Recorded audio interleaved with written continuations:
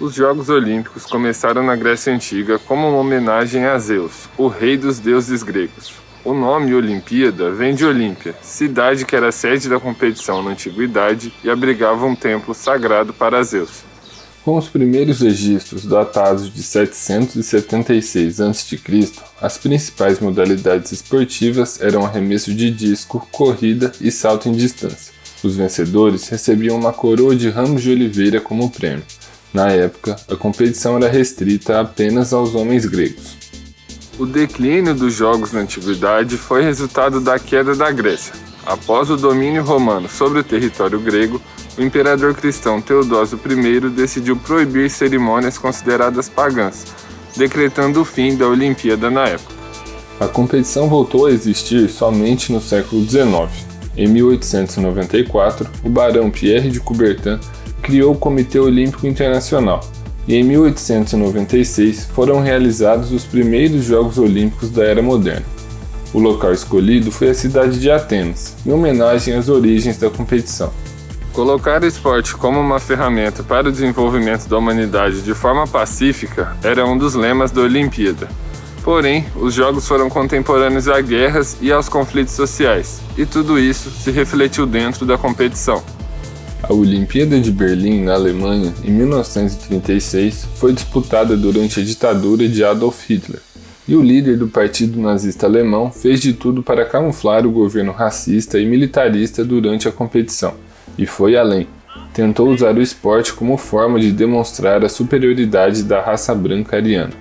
Coube então ao atleta norte-americano Jesse Owens provar a Hitler que ele estava muito errado. Negro e filho de escravos, ganhou 4 medalhas de ouro e marcou seu nome na história dos Jogos. Eu acho que a figura do Jesse Owens, que é uma figura fantástica, mítica do esporte, ela talvez tenha tido muito mais importância a posteriori, depois do escândalo que a gente viu, que foi a gestão do Adolf Hitler à frente da Alemanha. Eu acho que em 1936 não se tinha noção ainda da importância da vitória dele. E, obviamente, depois do regime nazista, depois da Segunda Guerra Mundial, depois das atrocidades cometidas pelo Hitler no comando da Alemanha, é que se pôde perceber o quanto que o Jesse Owens teve um papel fundamental de, obviamente, acabar por ruir esse mito da raça ariana, de uma raça especial e superior às demais. Eu acho que à época, talvez nem o Jesse Owens tivesse um pouco a dimensão do que estava acontecendo, não é?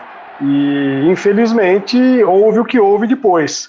Eu acho que a importância do Jesse Owens fica para a história, não só por ele ter protagonizado as vitórias que ele teve na Olimpíada de 36, mas também por aquilo que a gente assistiu logo em seguida, não é? 32 anos depois, nos Jogos Olímpicos da Cidade do México, Tom Smith e John Carlos protagonizaram um dos pódios mais emblemáticos da história. Respectivamente primeiro e terceiro colocados na prova dos 200 metros rasos, os atletas norte-americanos ergueram um punho usando luvas pretas, numa saudação aos Panteras Negras, movimento de luta contra o racismo e a violência aos negros nos Estados Unidos. Na época, o protesto não foi bem recebido pelo Comitê Olímpico Internacional e os atletas acabaram punidos. O professor Zeca Marques também comentou o episódio.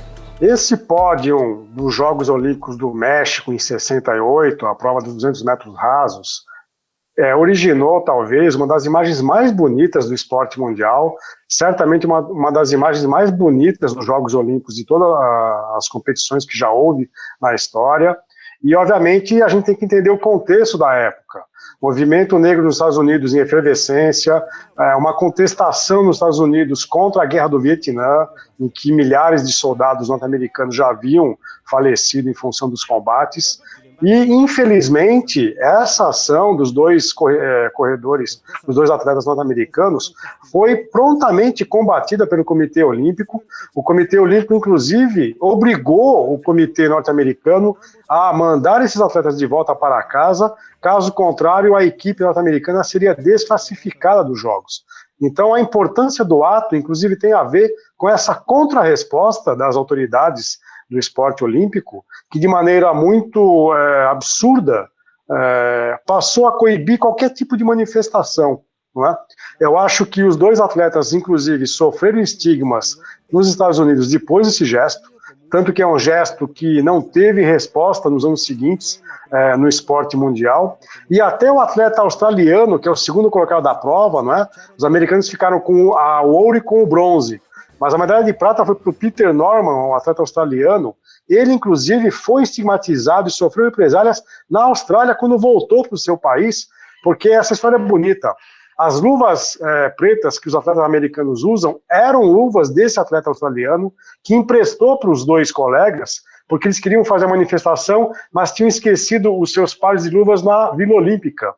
E o Peter Norman, ele tem no peito um adesivo do movimento contra o racismo norte-americano. Ele fez questão de colocar esse adesivo sobre o seu agasalho, e isso também rendeu uma série de adversidades a ele quando ele volta para a Austrália. Então, infelizmente, essas ações, que são ações que todo atleta deveria ter nesses momentos específicos, pódio, comemoração, etc., eles são violentamente coibidos pelas autoridades do esporte e, obviamente, fica para a história como um grande momento em que dois atletas se posicionaram e deram visibilidade a esse movimento contra o racismo nos Estados Unidos e no mundo. A disputa entre Estados Unidos e União Soviética durante a Guerra Fria também foi outro fato histórico e político com incidência direta no esporte e nos Jogos Olímpicos. Os dois países foram os protagonistas de boicotes que marcaram tanto as edições de 1980, realizadas em Moscou, quanto a de 1984, em Los Angeles. O boicote do chamado Bloco Capitalista aos Jogos Olímpicos de Moscou em 1980 tinha a ver com o fato de a então União Soviética ter invadido o Afeganistão um ano antes. Então, dentro de uma lógica de Guerra Fria, já talvez dentro dos últimos capítulos de Guerra Fria, foi a maneira que esse bloco capitalista, capitaneado pelos Estados Unidos, encontrou de fazer esse tipo de boicote. Então, mais uma vez, vejam como o esporte é um elemento político, de manifestação política na gestão de uma Olimpíada. É estranho que o COI impeça que atletas se manifestem quando o boicote nada mais foi do que um boicote político. E, obviamente, em 84, em Los Angeles, o bloco socialista, capitaneado pela União Soviética, quis dar o troco e aí alegou também dificuldades de ter segurança nos Estados Unidos para as suas delegações. Mais uma vez, politicagem, mas dentro dos estertores da Guerra Fria, né? E no caso dos Jogos Olímpicos, eu queria lembrar também duas manifestações importantes que acho que não podem ficar de fora dessa nossa conversa. A primeira é que em 1972, nos Jogos de Munique, houve um atentado contra a delegação de Israel, dentro de uma represália do conflito Israel-Palestina. Então, um grupo afinado com a luta palestina invadiu a Vila Olímpica, executou 11 reféns da delegação de Israel, atletas de comissão técnica. 5 desses atiradores foram também mortos pela polícia alemã. E então é importante destacar que os Jogos Olímpicos de 72 já foram um palco de uma manifestação política importante, que é um conflito que inclusive não teve solução até hoje, esse que opõe Israel e Palestina.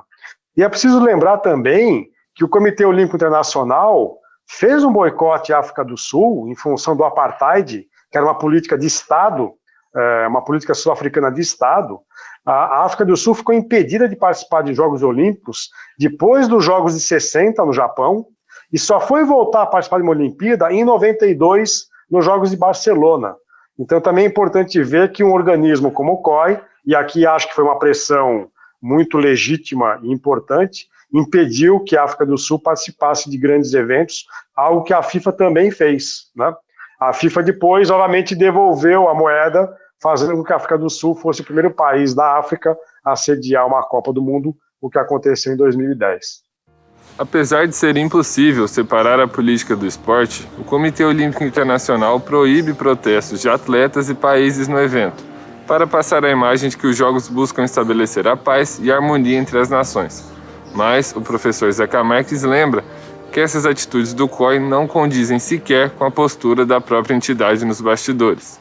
As entidades maiores que regem o esporte no mundo são o COI, o Comitê Olímpico Internacional, e a FIFA, no caso do futebol. Elas costumam baixar várias normas e protocolos para impedir a manifestação de atletas durante as competições. Mas o que essas entidades transnacionais mais fazem é política o tempo todo, não é? Atribuição de sedes de eventos, por que a Copa de 2010 foi na África do Sul, não é? Por que os Jogos Olímpicos vão para o país A e não para o país B? Todas as transações que essas entidades fazem com patrocinadores, investidores, é de uma politicagem, que a gente pode até dizer, muito rasteira. E entidades que foram assoladas durante muito tempo por inúmeras denúncias de corrupção. Então é um contrassenso essas entidades quererem legislar sobre aquilo que deveria ser uma livre manifestação de atletas, equipes e delegações e querer com que esses jogos sejam realizados de uma forma séptica, incolor, inodora, no sentido de que não haja nenhum tipo de manifestação. Agora, atletas também devem perceber que há momento para que se faça uma manifestação, há momento, há contextos, há espaços que eles devem aproveitar. A manifestação simples, pura, pela própria manifestação, ela pode ficar muito esvaziada. Então eu gostaria que atletas tivessem também inteligência para saber aproveitar as frestas, as brechas, e poderem se manifestar e chamar a atenção da sociedade para questões fundamentais, como a luta contra o racismo, contra as desigualdades de gênero, contra a homofobia no esporte, quer dizer, todas as fobias que a gente pode enumerar aqui. Então seria interessante que houvesse essa conscientização, e os atletas são atores importantes nesse jogo todo.